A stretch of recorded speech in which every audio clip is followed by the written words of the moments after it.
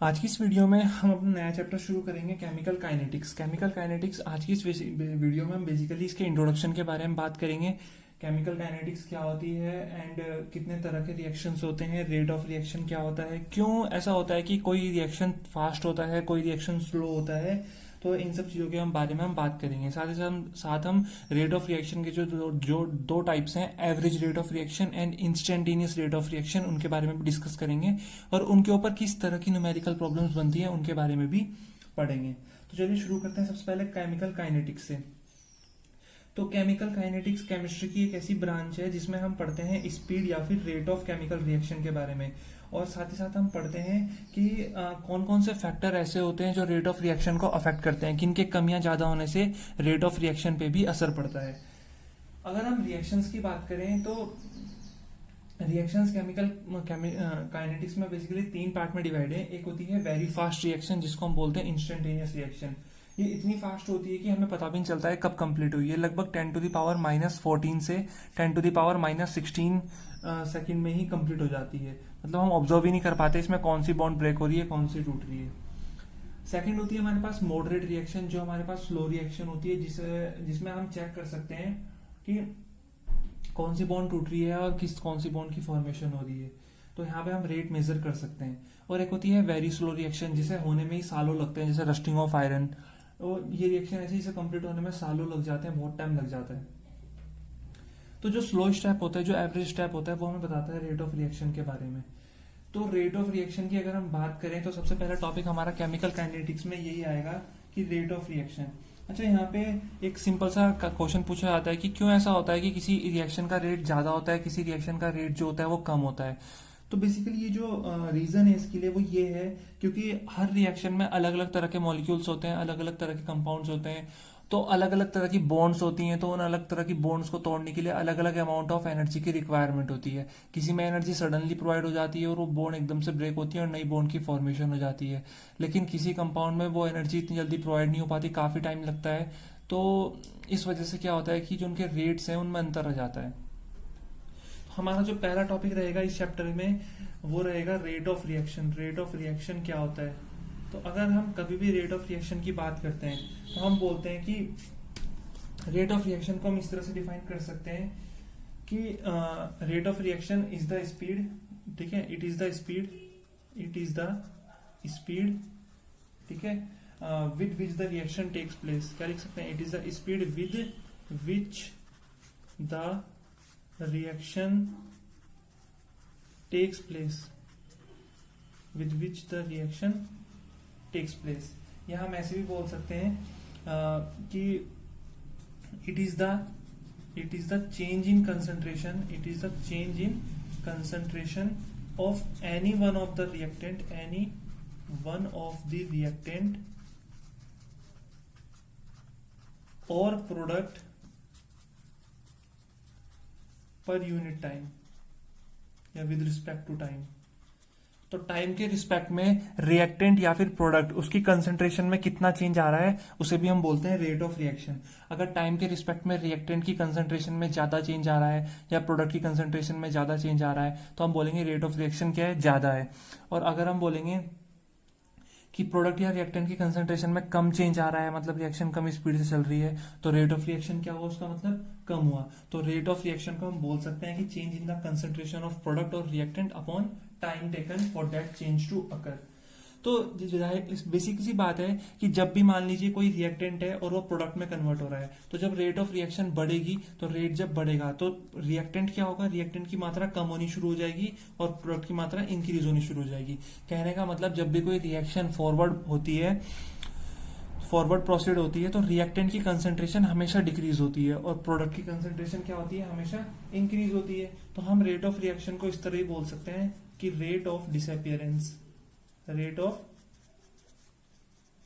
Disappearance. तो rate of disappearance को हम बोल सकते हैं कि decrease in concentration of reactant, क्या बोल सकते हैं कि decrease in concentration of reactant upon time interval, कितने टाइम में वो डिक्रीज हो रहा है। तो ऐसे भी हम रेट ऑफ रिएक्शन निकाल सकते हैं। या हम ऐसे भी लिख सकते हैं कि रेट ऑफ अपियरेंस, क्या लिख सकते हैं, रेट ऑफ अपियरेंस।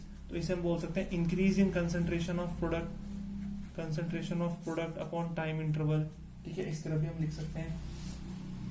तो अगर कोई भी एक हाइपोथेटिकल रिएक्शन हम लेते हैं, हम भी एक हाइपोथेटिकल रिएक्शन कंसीडर करते हैं कि रिएक्टेंट गिव्स प्रोडक्ट, तो अगर हमें रेट ऑफ रिएक्शन बताना है तो रेट ऑफ रिएक्शन हम बता सकते हैं minus change in concentration of reactant upon time interval, या फिर हम बोल सकते हैं increase in concentration of product upon time interval. यहाँ पर ये माइनस साइन इंडिकेट करता है कि जो रेट ऑफ रिएक्शन है वो हमेशा क्या हो रहा है, डिक्रीज सॉरी कंसंट्रेशन जो है रिएक्टेंट की वो क्या हो रही है, डिक्रीज हो रही है। तो नेगेटिव साइन यही इंडिकेट करता है। ठीक है, अब कोई भी अगर हम एक हाइपोथेटिकल एग्जांपल लेते हैं, जैसे हम एक एग्जांपल ले रहे हैं, कैसा एग्जांपल है देखिए, जैसे हम ले रहे हैं कि जब टाइम t1 है, जब टाइम क्या है, एट टाइम t1, तो रिएक्टेंट की कंसंट्रेशन कितनी है, रिएक्टेंट की कंसंट्रेशन है R1, और उस समय प्रोडक्ट की जो कंसंट्रेशन है वो कितनी है, P1। अब जब टाइम कितना हो गया, टाइम हो गया हमारे पास t2, तो रिएक्टेंट की कंसंट्रेशन होगी R2 और प्रोडक्ट की कंसंट्रेशन होगी P2। तो अगर उस केस में हमें रेट ऑफ रिएक्शन निकालना है, तो रेट ऑफ रिएक्शन क्या हो जाएगा, माइनस का del R upon del T. तो माइनस डेल आर का मतलब होता है final concentration minus initial concentration, तो फाइनल कंसंट्रेशन R2 है, इनिशियल है R1 upon T2 minus T1, ये लिख सकते हैं। या इसी को हम लिख सकते हैं del P upon del T, तो माइनस साइन नहीं आएगा, डायरेक्ट आएगा concentration of P2 minus concentration of P1, मतलब final concentration minus initial concentration upon time interval. इस तरह से हम दिखा सकते हैं। क्लियर हुआ? तो अगर हमारे पास कोई भी जनरल रिएक्शन है, अगर हमारे पास इस तरह से कोई भी जनरल रिएक्शन है, कैसी रिएक्शन है कि A plus B give C plus D, तो अगर हमें रेट ऑफ रिएक्शन बताना है तो हम बोल सकते हैं माइनस का del A upon del T, या फिर बोल सकते हैं माइनस का del B upon del T, या हम बोल सकते हैं del C upon del T, या हम बोल सकते हैं del D upon del T. ठीक है, तो ये ध्यान रखना है, ए और बी में माइनस इसलिए आया है क्योंकि वो रिएक्टेंट है, और रिएक्टेंट की कंसंट्रेशन हमेशा क्या होती है, टाइम के साथ डिक्रीज होती है जैसे जैसे रिएक्शन आगे बढ़ती है। ठीक है, अगर हमारे पास कोई इस तरह की रिएक्शन आती कि कोफिशिएंट गिवन होते, ए का कोफिशिएंट स्मॉल ए है, बी का कोफिशिएंट स्मॉल बी है, सी का कोफिशिएंट स्मॉल सी है, और डी का कोफिशिएंट स्मॉल डी है, जैसे इस तरह की कोई रिएक्शन होती है 2a plus 3b gives 2c plus 3d, इस तरह की, तो ये ABCD हमें वैल्यू दे रखी होती 2 3 2 3 इस तरह से। तो मान लीजिए वैल्यू गिवन नहीं है, तो उस केस में अगर रेट ऑफ रिएक्शन निकालना है तो वो हो जाएगा माइनस, जो कोफिशिएंट होता है वो अपॉन में आ जाता है, तो माइनस का del A upon del T, यहाँ पे बी है तो माइनस का del B upon del T, और स्मॉल बी कोफिशिएंट है तो ये अपॉन में आ जाएगा, ये हो जाएगा 1 upon small C del C upon del T, और ये हो जाएगा 1 upon small D del D upon del T. इस तरह से हम कंसंट्रेशन निकाल सकते हैं। तो आई थिंक इतना क्लियर हो रहा होगा रेट ऑफ रिएक्शन के बारे में, रेट ऑफ रिएक्शन किस तरह से निकलती है। ठीक है, अब हम बात करते हैं रेट ऑफ रिएक्शन जो होता है इसकी यूनिट क्या होती है, रेट ऑफ रिएक्शन की यूनिट क्या होती है। तो चलिए बात करते हैं unit of rate of reaction. Unit of rate of reaction, इसकी यूनिट क्या होगी। तो जैसा कि अभी हमने बोला कि रेट ऑफ रिएक्शन कैसे निकालते हैं, उसी से हम इसकी यूनिट निकालेंगे, लेकिन हम इसकी यूनिट दो पार्ट में निकालेंगे। एक हम निकालेंगे इन terms of concentration, in terms of concentration. तो कंसंट्रेशन की टर्म में अगर हम निकालें तो जो रेट ऑफ रिएक्शन होता है वो किसके बराबर होता है, change in concentration upon change in time. Concentration को एक्स से डिनोट कर दिया, तो कंसंट्रेशन, एक कंसंट्रेशन में से दूसरी कंसंट्रेशन माइनस करेंगे, एक और कंसंट्रेशन तो मिलेगी, और अपॉन टाइम। तो कंसंट्रेशन की यूनिट क्या होती है, कंसंट्रेशन की यूनिट होती है मोल पर लीटर, और टाइम की होती है सेकंड। तो रेट ऑफ रिएक्शन की यूनिट आ जाएगी मोल लीटर इनवर्स और सेकंड इनवर्स। क्लियर हुआ, रेट ऑफ रिएक्शन की यूनिट आई। लेकिन अगर इसी को हमें प्रेशर की टर्म्स में निकालना पड़ता, in terms of pressure, in term of pressure कैसे निकालेंगे।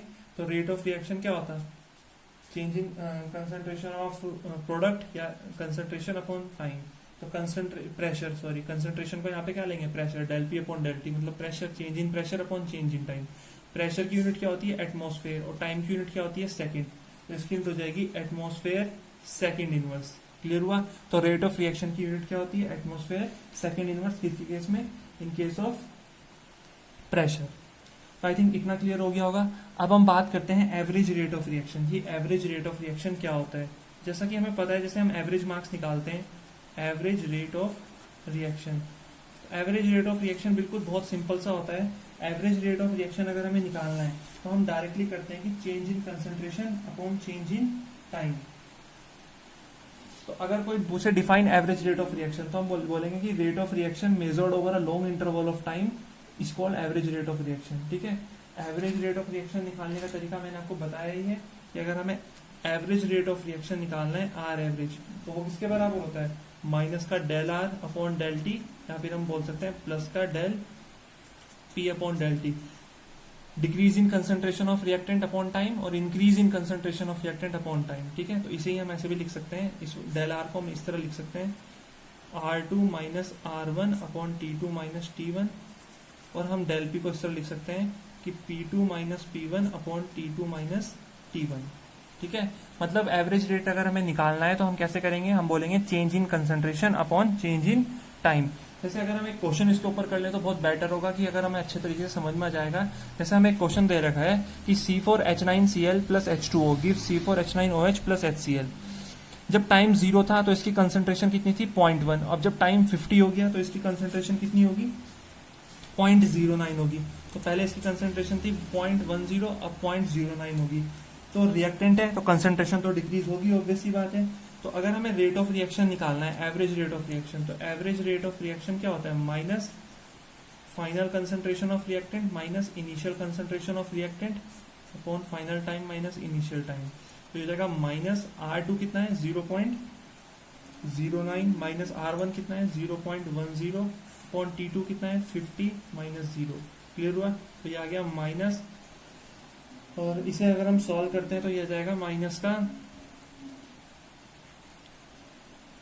माइनस 0.01 अपॉन 50 माइनस माइनस ये प्लस होंगे तो हमारा आंसर लगभग 1.96 इंटू 10 टू द पावर -4 आ जाएगा। ठीक है, तो इस तरह से हम रेट ऑफ रिएक्शन निकाल सकते हैं। तो आई थिंक क्लियर हो गया होगा एवरेज रेट ऑफ रिएक्शन कैसे निकालते हैं, change in concentration of reactant upon time. अगर हमें यही चीज गिवन ना हो के प्रोडक्ट की कंसंट्रेशन गिवन होती तो माइनस साइन नहीं आता, बिकॉज प्रोडक्ट हमेशा इंक्रीज होगा, प्रोडक्ट की कंसंट्रेशन क्या होती है, हमेशा इंक्रीज होती है।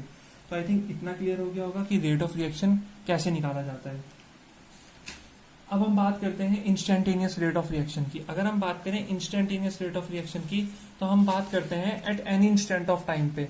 मतलब जैसे अगर कोई गाड़ी चल रही है, हमारा दोस्त कोई गाड़ी चला रहा है, तो अगर हम उसे कॉल करके पूछें इस समय तेरी स्पीड कितनी है, बाइक की स्पीड कितनी है, तो जो हमें स्पीडोमीटर स्पीड बताता है वो होती है हमारी इंस्टेंटेनियस स्पीड। मतलब उसी इंस्टेंट पे तुरंत उसी समय जितनी स्पीड होगी वही कहलाती है इंस्टेंटेनियस स्पीड। ऐसे ही अगर कोई रिएक्शन चल रही होती है तो उसकी भी एक इंस्टेंटेनियस स्पीड होगी कि उसी समय पे उसकी जितनी स्पीड से चल रही होगी रिएक्शन वो उसकी होगी इंस्टेंटेनियस स्पीड। तो इंस्टेंटेनियस स्पीड कैसे निकाली जाती है, ठीक है, थोड़ा उसके बारे में बात कर लेते हैं, इंस्टेंटेनियस स्पीड के बारे में। इसको आर इंस्टेंटेनियस से डिनोट करते हैं, ध्यान रखना। तो अगर हमें ये इंस्टेंटेनियस स्पीड निकालनी है तो हम डेल यूज नहीं करते, यहाँ पे हम D by D T use करते हैं। चेंज इस तरह से देखो, अगर हमें आर इंस्टेंटेनियस निकालना है, ठीक है, और हमें एक रिएक्शन दे रखी है ए प्लस बी गिव सी, तो अगर हमें इसकी इंस्टेंटेनियस रेट ऑफ रिएक्शन निकालनी है तो फॉर्मूला हो जाएगा माइनस का D A upon D T, या फिर माइनस का D B upon D T, ठीक है, या फिर इसे लिख सकते हैं D C upon D T. अब माइनस साइन इनमें क्यों आया है, क्योंकि ये रिएक्टेंट है, और सी पे प्लस इसलिए आया क्योंकि प्रोडक्ट है उसकी कंसेंट्रेशन इंक्रीज होगी। क्लियर हुआ। तो एवरेज में हम हमेशा चेंज निकालते हैं, चेंज इन कंसंट्रेशन। यहाँ पे हम जो है कंसंट्रेशन का डिफरेंशिएशन करते हैं विद रिस्पेक्ट टू टाइम, ध्यान रखना है। तो आर इंस्टेंटेनियस अगर निकालना है तो एवरेज हम बोल सकते हैं कि ऑन एवरेज आर इंस्टेंटेनियस जो होता है वो D x upon D T होता है, ठीक है, जो कंसंट्रेशन होती है उसका डिफरेंशिएशन कर देते हैं विद रिस्पेक्ट टू टाइम। तो इसके ऊपर किस तरह के फॉर्मूले बनते हैं, किस तरह से पूछे जाएंगे हमसे क्वेश्चन, उसे डिस्कस करने से पहले एक बार एक इस तरह की इक्वेशन देख लेते हैं। जैसे हमारे पास सिंपल सी इक्वेशन गिवन है कि 2a plus B give C. तो यहाँ पे अगर हमें आर इंस्टेंटेनियस बताना है तो फिर जैसा हमने एवरेज में कहा था, ये 2 इसका कोफिशिएंट है तो ये अपॉन में आ जाएगा, तो ये जाएगा 1/2 D A upon D T, लेकिन साइन किसका आएगा, माइनस का। और यहाँ पे b पे कुछ नहीं है, मान लो यहाँ पे 3 है, तो ये हो जाएगा माइनस का 1/3 D B upon D T, समझ में आ रहा है। और ये हो जाएगा D C upon D T, क्योंकि यहाँ पे कोई कोफिशिएंट नहीं है। तो इस तरह से करेंगे, ठीक है। अब इसके ऊपर जो न्यूमेरिकल प्रॉब्लम्स बनती हैं इंस्टेंटेनियस रेट ऑफ रिएक्शन के ऊपर, एक बार उनको देख लेते हैं। चलिए, जैसे हम पे पहला रिएक्शन है कि reaction 2a plus 3b gives 4c क्या दे रखा है, reaction 2A plus 3B gives 4C plus D if rate of disappearance of B is इतना, तो बोल रखा है if rate of disappearance of B is 0.006 mole litre inverse minute inverse then find out the rate of reaction and rate of disappearance of A। सबसे पहले हमारे पास जो equation given है हम उसे लिखेंगे 2A प्लस 3B, ठीक है, क्या है, गिव्स 4C प्लस D, यही तो है हमारे पास रिएक्शन। तो अब हम क्या करेंगे, रेट ऑफ रिएक्शन लिख देंगे। रेट ऑफ रिएक्शन लिखने का तरीका होता है माइनस का 1/2 DA अपॉन DT, ऐसे हम लिख सकते हैं माइनस का 1/3 DB अपॉन DT, या इसी को हम लिख सकते हैं 1/4 DC अपॉन DT, इसी को हम लिख सकते हैं DD अपॉन DT। क्लियर हुआ? तो सबसे पहले हम देखेंगे हमें रेट ऑफ रिएक्शन निकालना है और हमें इनमें से एक कंसंट्रेशन गिवन होगी, तो हमें rate of disappearance of B given है, मतलब कहने का मतलब हमें DB अपॉन DT की वैल्यू गिवन है 0.006। तो हम क्या करेंगे, इस 0.006 की वैल्यू को रखेंगे, ठीक है। तो माइनस DB अपॉन DT एक तरह से हमें गिवन है माइनस 0.006, इतना कम हो रहा है, तो रेट बराबर इसको इसके बराबर रखते हैं, तो ये जाएगा माइनस का 1/3 DB अपॉन DT कितना दे रखा है 0.006। माइनस साइन सिर्फ इंडिकेट करता है कि ये डिक्रीज हो रहा है, 3 बन जा 0.002, तो रेट ऑफ रिएक्शन आ गई 0.002। क्लियर हुआ? और रेट ऑफ रिएक्शन की यूनिट क्या होती है, मोल लीटर इनवर्स सेकंड इनवर्स। इस तरह से हम रेट ऑफ रिएक्शन निकाल सकते हैं, ठीक है। सेकंड हमें पूछ रखा है रेट ऑफ डिसअपियरेंस ऑफ ए, मतलब माइनस DA अपॉन DT की वैल्यू पूछ रखी है। तो यहाँ पे हम निकालते हैं रेट ऑफ रिएक्शन जो है वो माइनस का हाफ DA अपॉन DT के बराबर है। तो रेट ऑफ रिएक्शन की वैल्यू कितनी है 0.002 बराबर माइनस का हाफ DA अपॉन DT। तो यहाँ से DA अपॉन DT की वैल्यू अगर हम निकालना चाहें तो 2 की मल्टीप्लाई यहाँ पे हो जाएगी, जाएगा माइनस का 0.004, इतना। क्लियर हुआ? तो इतना इसका रेट आ गया मोल लीटर इनवर्स, यहाँ पे हम लिख सकते हैं मोल litre inverse minute inverse, sorry ये मिनट इनवर्स में है, ठीक है। तो इस तरह से हमने क्या किया, पहले हमने concentration of B, rate of disappearance of B given था DB अपॉन DT, उसकी मदद से रेट ऑफ रिएक्शन निकाला। फिर रेट ऑफ रिएक्शन की मदद से हमने rate of disappearance of A निकाला। इस क्वेश्चन में गिवन नहीं है, लेकिन अगर हमें rate of formation of C और rate of formation of D भी पूछा होता तो हम इन फॉर्मुला को यूज करके निकाल सकते थे, बिकॉज रेट ऑफ रिएक्शन हमें मालूम चल गया था। तो इस तरह से हम क्वेश्चन करेंगे। आई होप इतना समझ में आ गया होगा। अब चलते हैं अगले क्वेश्चन की तरफ। अगला क्वेश्चन क्या बोल रहा है, अगले क्वेश्चन में बोल रखा है reaction 2A gives B plus 3C, ठीक है। रिएक्शन जो है हमारे पास वो गिवन है 2A gives B plus 3C। बोल रखा है if initial concentration of reactant is 10 मोल पर लीटर। इनिशियल कंसंट्रेशन कितनी है, इनिशियली इसकी कंसंट्रेशन है 10 और 10 मिनट के बाद, मतलब पहले टाइम था 0, अब टाइम कितना हो गया 10 मिनट हो गए, तो 10 मिनट के बाद इसकी जो कंसंट्रेशन है रिएक्टेंट की वो सिर्फ 4 बची है। कितनी बची है, 4 बची है। क्लियर हुआ? तो बोल रखा है कि find out rate of reaction and rate of formation of C। Rate of reaction निकालना है और रेट ऑफ फॉर्मेशन ऑफ।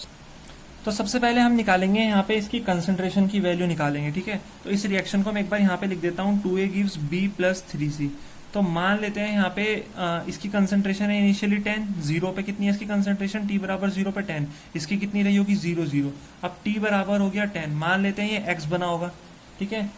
एक के लिए X बना होगा, तो ये 3 के लिए कितना बनेगा 3X, तो ये 2 के लिए कितना कम होगा 10 माइनस 2X। तो हमें इस 10 माइनस 2X की वैल्यू दे रखी है 4, कितना बच रहा है 4, तो 2X बराबर कितना जाएगा 6, मतलब X बराबर आ गया 3। इसका मतलब हमें कंसंट्रेशन ऑफ B दे रखी है 3, फॉर्मेशन 3, और ये X की वैल्यू 3 आ गई है, ठीक है। तो X अगर हमारा 3 आ गया, तो अगर हम रेट ऑफ रिएक्शन लिखे तो रेट ऑफ रिएक्शन को हम लिख सकते हैं -2 DA अपॉन DT, या फिर हम लिख सकते हैं DB अपॉन DT, और इसे हम लिख सकते हैं 1/3 DC अपॉन DT। तो सबसे पहले हमें रेट ऑफ रिएक्शन बताना है, हमें X की वैल्यू मालूम पड़ चुकी है। तो रेट ऑफ रिएक्शन अगर हम B की टर्म में निकालना चाहें तो रेट ऑफ रिएक्शन B की टर्म में कितना आ जाएगा, कि increase in concentration of B, पहले 0 था अब कितना हो गया X की वैल्यू कितनी है 3 अपॉन टाइम, कंसंट्रेशन निकाल रहे हैं ना, तो कंसंट्रेशन क्या होता है, रेट निकाल रहे हैं तो कंसंट्रेशन अपॉन टाइम, टाइम कितना है 10 मिनट, तो 0.3 अपॉन 10 कितना हो जाएगा 0.3। तो रेट ऑफ रिएक्शन हमारा आ गया 0.3, ठीक है। अब हमें क्या निकालना है, rate of formation of C। तो हमें पता है रेट ऑफ रिएक्शन जो है वो किसके बराबर है 1/3 DC अपॉन DT। तो इस DC अपॉन DT की वैल्यू पूछ रखी है rate of formation of C। तो dc/dt हो जाएगा 3 इंटू रेट ऑफ रिएक्शन, और रेट ऑफ रिएक्शन कितना निकाला अभी हमने 0.3, तो रेट ऑफ फॉर्मेशन ऑफ सी आ गया 0.9। यूनिट हम लिख लेंगे जो भी हमने यूनिट अभी निकाली थी, मोल लीटर इनवर्स सेकेंड इनवर्स, वो लिख लेंगे। तो इस तरह से हमें इन क्वेश्चन को करना है। तो क्वेश्चन थोड़ा ये वाला थोड़ा अलग है, लेकिन समझ के करना है हमें। इस क्वेश्चन में हमें डायरेक्ट नहीं दे रखा था कि कंसंट्रेशन कितनी है, बट हिंट दे रखी थी। 10 मिनट बाद वो 4 मोल पर लीटर बची। क्लियर हुआ? तो हमें एक्स की वैल्यू निकालनी थी, क्योंकि कंसंट्रेशन क्या होता है, कितना बन रहा है वो, ठीक है, अपॉन टाइम कितना लग रहा है उसे। तो कंसंट्रेशन हमने निकालनी थी, कंसंट्रेशन अपॉन टाइम करा, हमारा आंसर आ गया इस तरह से। तो इस तरह से हम इसके ऊपर क्वेश्चन कर सकते हैं, इंस्टेंटेनियस रेट ऑफ रिएक्शन के ऊपर। नेक्स्ट वीडियो में हम बात करेंगे रेट लॉ एक्सप्रेशन के बारे में।